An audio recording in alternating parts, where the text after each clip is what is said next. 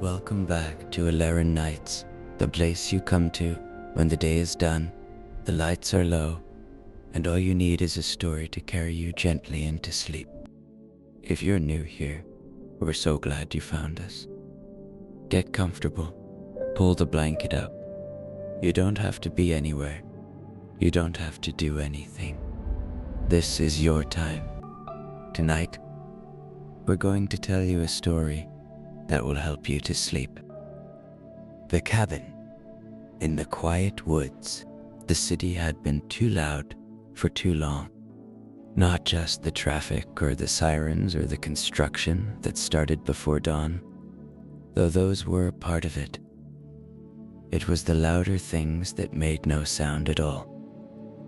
The constant pressure to be somewhere, to answer something, to keep up with the rushing current of a life that never seemed to pause long enough to let you catch your breath.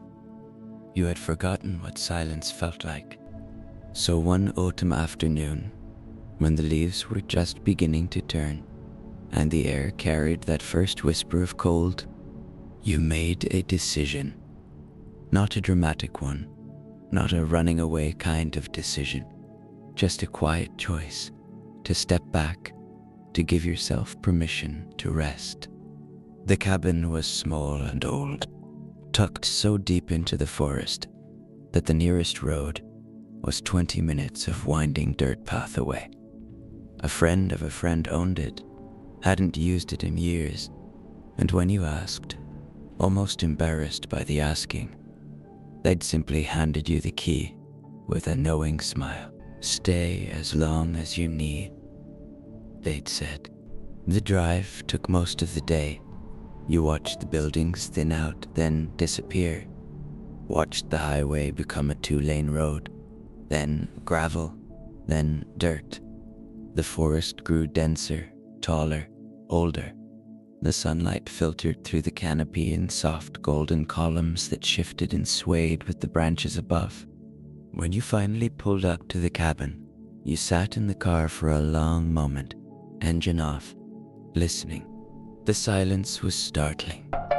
Not empty, not hollow, but full of wind moving through pine needles, full of bird song in the distance, full of the small rustlings of a world that had been here long before you and would remain long after. You stepped out, and the air wrapped around you like cool water, clean, breathable, real. The cabin was smaller than you'd imagined, but that felt right. It had a low wooden porch, weathered gray by years of rain and sun, 2 windows on either side of a simple door, a stone chimney rising from a slanted roof covered in moss and fallen pine needles. Inside, it smelled like old wood and dust and faintly of smoke from fires long burned. It was a single room with the bed pushed against one wall, a small table and 2 chairs near the window, and a black iron wood stove in the corner. A tiny kitchen area with a hand pump for water. Shelves lined with jars and cans left by previous visitors. A stack of split firewood beside the stove. It was exactly what you needed. You set your bag on the bed and stood there, unsure what to do next. In the city, there was always something, always a notification, a task, a place to be. Here, there was only time, and it stretched out before you like a calm lake. So you began with something simple. You opened the windows. The cool air spilled in, carrying with it the scent of pine and earth and distant water. You could hear the wind more clearly now, the way it moved in layers, close and soft through the clearing around the cabin, then deeper and slower through the taller trees beyond. You pumped water into a kettle cold and clear, tasting faintly of iron and stone, and set it on the wood stove. It took you a few tries to get the fire started. Your hands were clumsy at first, unsure, but the kindling caught, and then the larger pieces, and soon a small, honest warmth began to spread through the room. You sat at the table and waited for the water to boil. Outside, the light was starting to fade. The shadows grew longer, softer. A bird called from somewhere deep in the woods, a low, rolling sound that felt less like a song and more like a greeting. The kettle began to hum, then whisper, then sing. You made tea, something herbal, something that smelled like summer fields, and wrapped your hands around the chipped ceramic mug. The warmth seeped into your palms, up your wrists, into your chest. You sat there as the light died and the darkness came. But it wasn't the harsh darkness of the city, where shadows felt heavy and the night was never truly dark because of all the lights. This darkness was gentle. It settled in slowly, like a blanket being pulled up to your chin. And with it came the stars. So many stars visible through the window in a way you'd almost forgotten was possible. You didn't check your phone. You hadn't brought a clock. Time felt different here.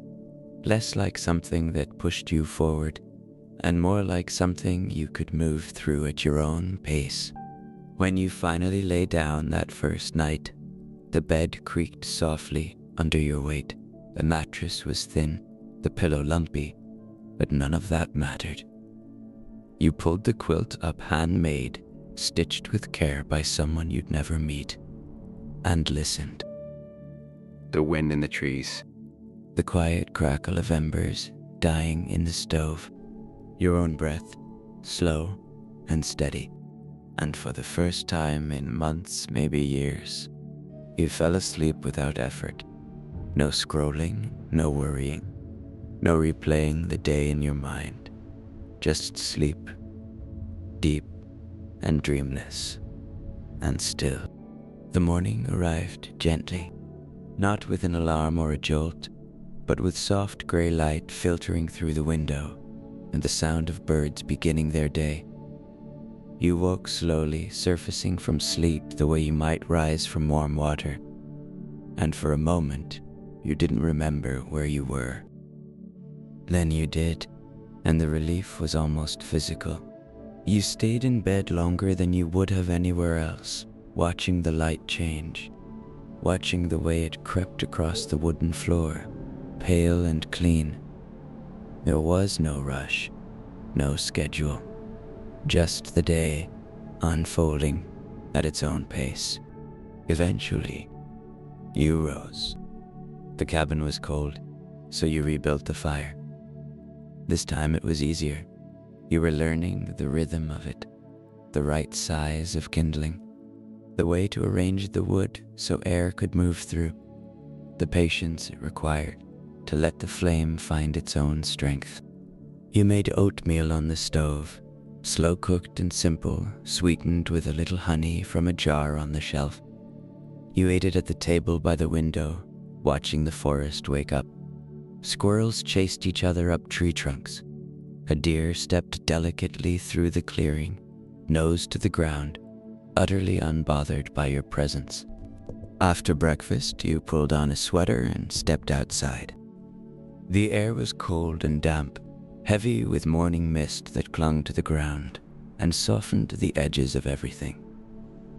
Your breath made small clouds. The porch boards were slick with dew. You walked, not anywhere in particular, just into the forest, following a faint trail that might have been made by animals or might have been made by people long ago. The ground was soft under your feet, cushioned by layers of pine needles and moss. Every step was quiet, absorbed by the earth. The trees here were old, tall and straight and patient. Their bark was rough under your hand when you stopped to touch them, warm on the side where the sun had been, and cool in the shade. Some were so wide you couldn't have wrapped your arms halfway around them. You walked until you found a fallen log, thick and soft with decay, and you sat down, here deep in the woods, The silence was even more complete. Not empty, never empty, but balanced. The small sounds rose and fell like breathing, a branch creaking in the wind, the distant tap of a woodpecker, leaves skittering across the ground. You realized, sitting there, that your shoulders had dropped, that the tightness in your chest, something you'd carried for so long you'd stopped noticing it, had begun to loosen. You stayed until the mist burned off and the sunlight broke through the canopy in bright, slanting beams.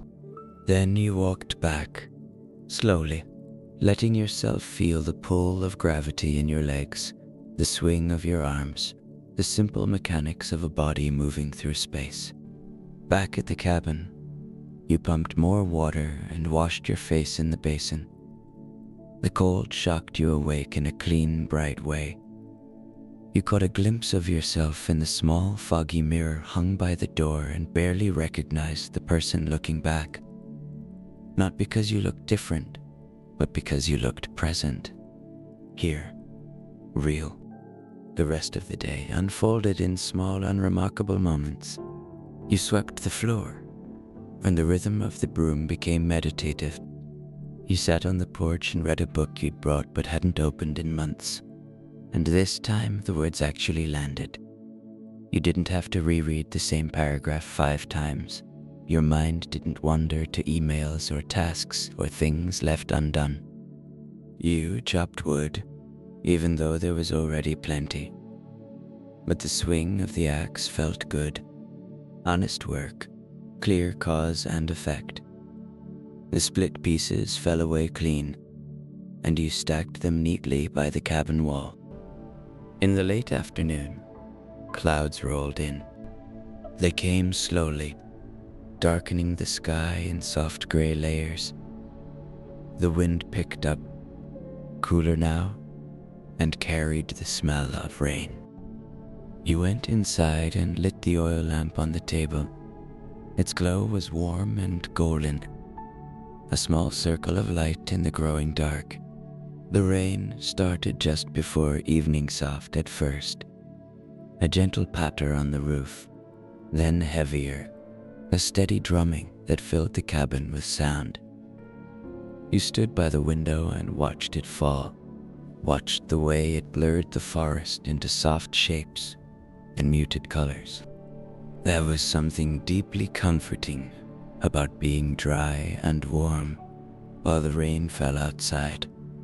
Something primal and safe. You made soup for dinner, canned vegetables and broth, heated slowly on the stove, and ate it while the rain continued. The sound of it was hypnotic, constant but never monotonous. It rose and fell, changed pitch with the wind, found new rhythms in the gutters and eaves. After dinner, you fed the fire and pulled the one armchair close to the stove. You sat there with the quilt over your lap and let the warmth soak into your bones. You thought about the city, about the life you'd left on pause, and you realized, with a strange mix of surprise and relief, that you didn't miss it. Not yet. Maybe not at all. Here, in this small cabin, with the rain falling and the fire crackling, you felt something you hadn't felt in a very long time. You felt enough, not striving, not proving, not performing, just existing quietly and fully in this single moment. The rain continued into the night. You crawled into bed with the sound of it all around you, a lullaby older than words, and you slept deeper than you had in years. The days began to blur together, but not in a bad way. Not in the way time blurred in the city, where everything rushed past too fast to hold on to. Here, the days blurred like watercolors, soft and seamless, each one bleeding gently into the next.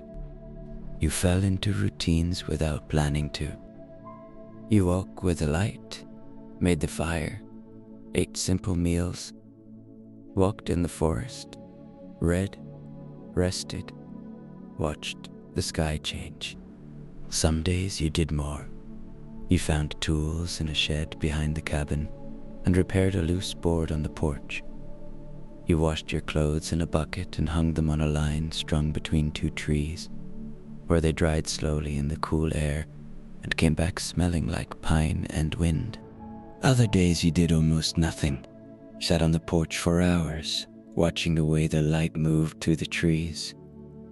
You napped in the afternoon without guilt, waking slowly to the sound of birds or the rustle of something small moving through the underbrush.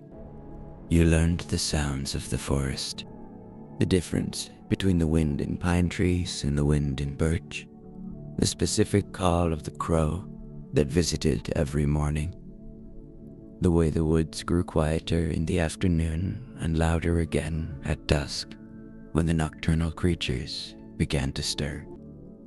You learned the feel of the weather before it arrived, the way the air grew heavy before rain, the sharpness that came before cold, the particular quality of light that meant the day would be clear. You learned the shape of your own thoughts. Without the constant noise and distraction, your mind began to settle. The anxious loops that had played endlessly in the background. Did I do enough? Am I enough? What if I fail? What if I'm forgotten? Those began to quiet. Not all at once, not easily, but slowly, like a silt settling in water. The frantic thoughts drifted down, and beneath them you found something calmer, something older and wiser and more true. One afternoon, about a week into your stay, or maybe it was longer, you'd stopped counting. You sat on the porch and realized you were bored, not in a restless way, not in a way that needed fixing, just still, present, content with the simple fact of existing. It was startling, this boredom.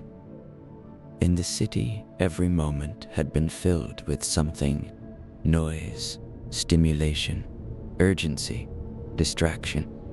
You'd forgotten that boredom could be peaceful, that it could be a kind of rest. You sat with it, let it be, and after a while, it shifted into something else. Not excitement, not entertainment, just a quiet openness. A readiness to notice small things, like the way a single leaf spiraled down from a high branch, turning slowly in the air, catching the light. Like the pattern of moss on the porch railing, soft and intricate as lace. Like the feeling of your own heartbeat, steady and sure, asking nothing of you but to keep going. The second week, if it was the second week, brought colder mornings. Frost appeared on the grass in delicate white patterns. Your breath hung in the air when you stepped outside. The leaves were falling faster now, carpeting the ground in gold and red and brown. You started keeping the fire going all day. There was a meditative quality to it, this tending of flame, checking it every hour or so, adding wood when needed, adjusting the airflow. It was a relationship, almost. You gave it attention and care, and it gave you warmth and light. You found yourself talking to the fire sometimes, softly, the way you might talk to a pet or a plant, thanking it, encouraging it. It felt silly at first, but there was no one to hear, and after a while it stopped feeling silly and started feeling right. One evening, as you sat by the fire with a cup of tea, you realized you were happy. Not the bright, loud happiness of achievement or celebration. Not the happiness that needed to be captured or shared or proven.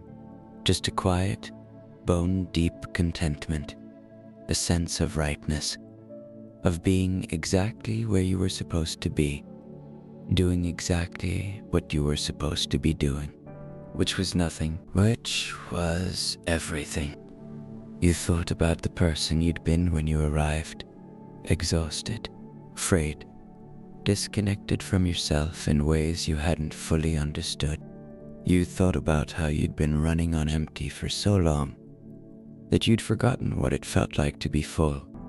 Here, in the silence and simplicity, you were beginning to remember.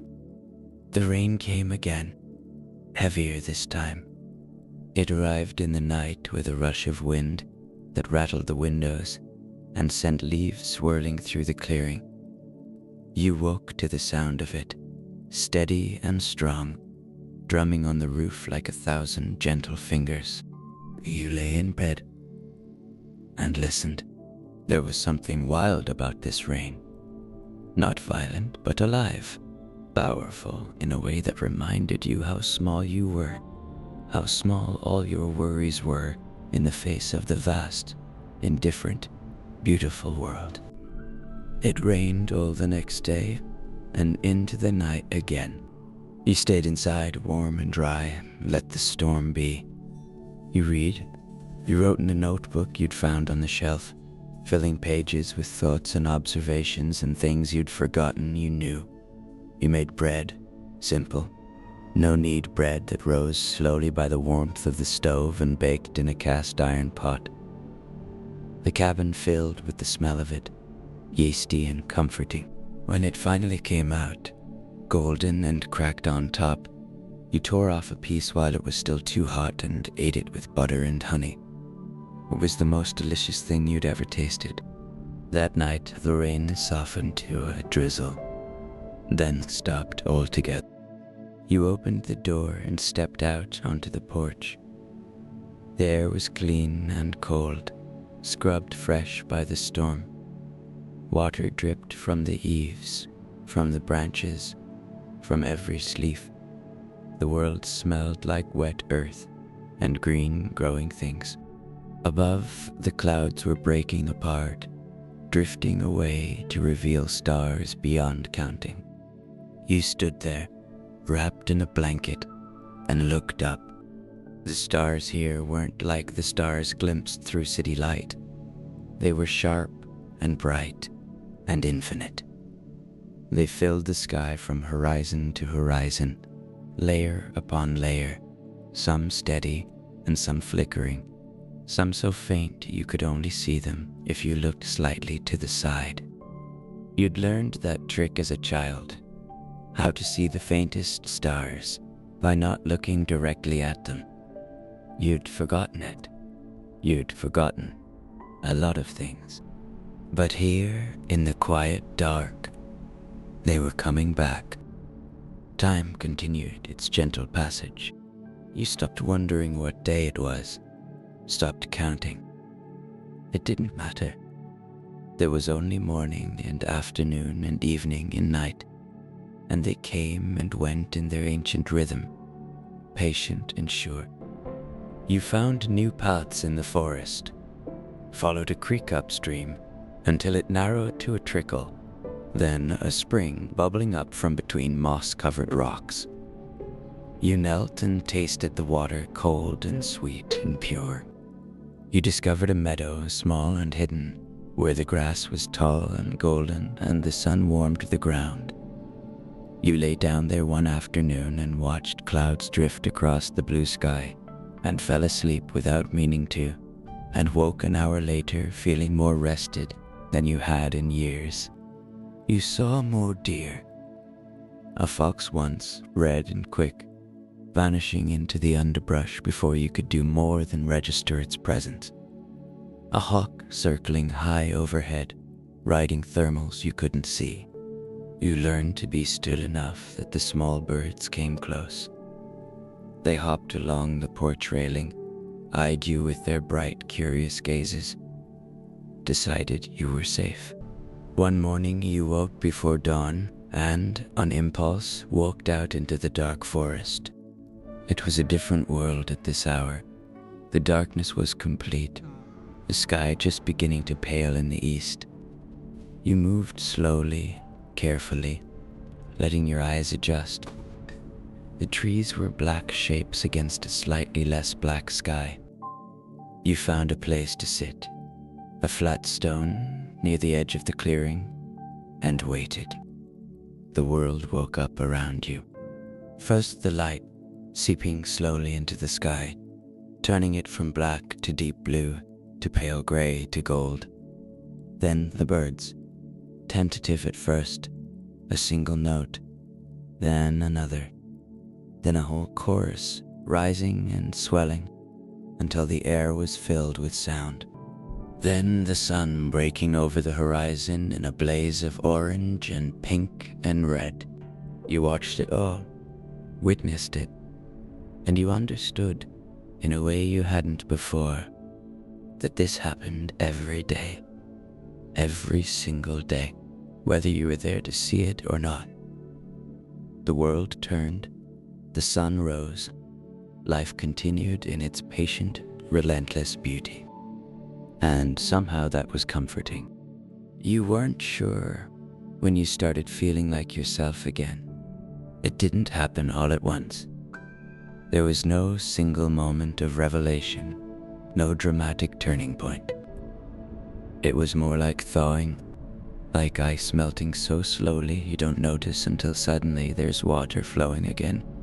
Movement in life where before there was only stillness.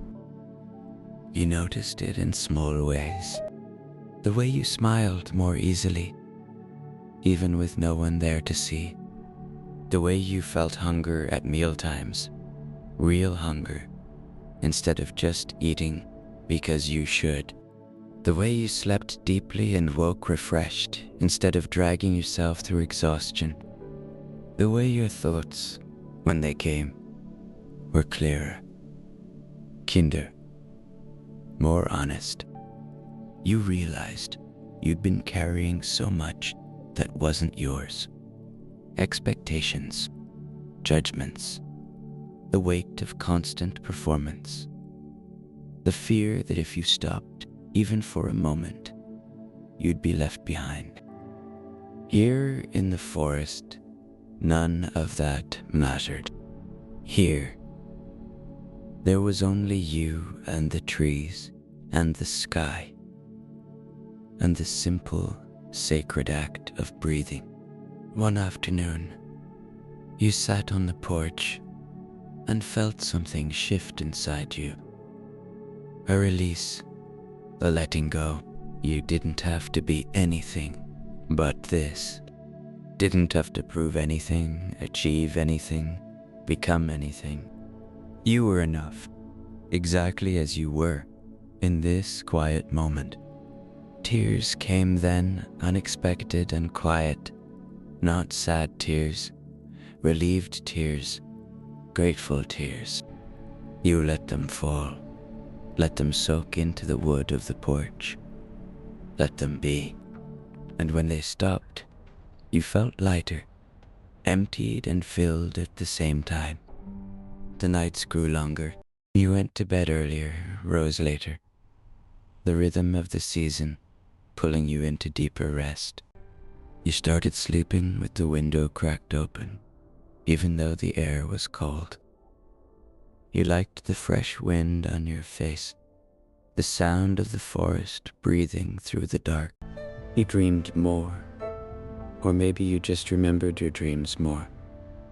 They were gentle, strange, full of forests and light and the feeling of moving through water. You woke from them feeling visited, held. One night, you woke in complete darkness and lay there, listening. An owl called from somewhere close, low and haunting, a sound older than memory. You listened until it called again, farther away this time, and then silence returned. You slept. You knew, eventually, you would have to leave. The thought came to you one morning as you watched the sun rise through the mist, not as a demand or a deadline, but as a simple truth. The cabin was not forever. The pause you'd taken was not an ending, but a rest. chance to remember who you were beneath all the noise. And you had remembered.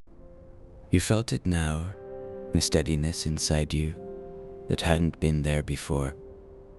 A quiet strength, not the frantic energy of pushing through, but the deeper power of knowing you could stop when you needed to. That rest was not weakness. That silence was not emptiness. You thought about going back, and the thought didn't terrify you the way it once might have. You would take this with you, the memory of stillness, the feel of morning air, the sound of rain, the warmth of the fire.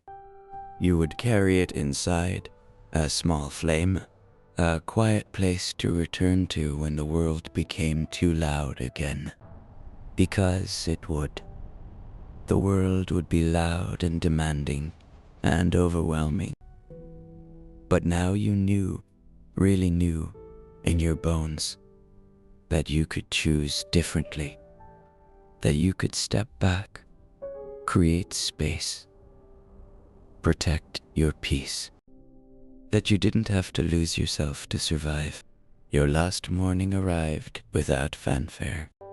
You woke with the light as always, made the fire as always, ate breakfast by the window as always. But today, you packed. You moved slowly, carefully, folding your clothes and placing them in your bag. You washed the dishes and put them back on the shelf. You swept the floor one last time. You left the cabin cleaner than you'd found it, stocked the wood pile, left a note for the next person, whoever they might be. Thank you for this place. May you find what you need here. Before you left, you stood in the center of the small room and looked around. The bed where you'd slept so deeply, the table where you'd eaten simple meals, the stove that had kept you warm, the window that had framed so many quiet mornings.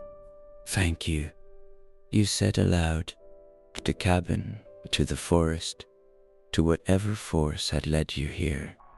Then you picked up your bag, stepped out onto the porch, and locked the door behind you.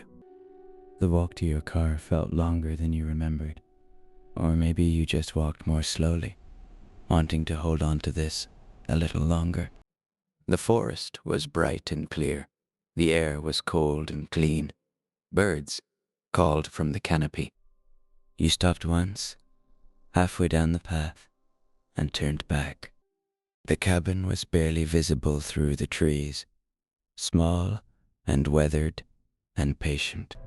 It would be here, you knew, waiting, holding space for the next tired soul who needed to remember how to rest.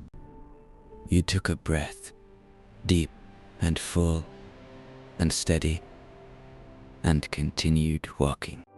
When you reached your car, you sat in the driver's seat for a long moment before starting the engine. Your hands on the wheel felt different, calmer, surer. You looked at yourself in the rearview mirror. The same face, but something in the eyes had changed. A softness, a clarity. You started the car and the engine's hum seemed loud after so much silence. But you didn't flinch. You just sat with it, let it be. Then you began the drive back. The dirt road became gravel, then pavement. The trees thinned, buildings appeared, and with every mile you felt the world pressing back in. The noise, the speed, the complexity. But this time, you didn't let it sweep you away. You carried the forest with you, the quiet mornings, the gentle rain, the warmth of the fire. You carried the knowledge that you could return, not to the cabin necessarily, but to that place inside yourself, the still point, the quiet center. Wherever you went, whatever you faced, that place would be there. wait, holding you, reminding you that you were enough, that you had always been enough, that in the sacred silence between breaths, in the space between heartbeats, there was peace, and it was yours, always. Tonight, wherever you are, let yourself rest. Let the day fall away like leaves from a tree, gently, naturally, without effort. Let your breath slow. Let your body soften. Let your mind quiet. Imagine, if you'd like, that you're back in that cabin. The fire is warm. The night is still. The stars are bright beyond the window. And you are safe. You are held. You are home. And in the morning when you wake, you will carry that peace with you into whatever comes next. One breath at a time. One moment at a time. One quiet, beautiful, perfectly ordinary day at a time. Sleep now. The forest is always there, waiting in your dreams. And you're exactly where you need to be. Rest well. The end.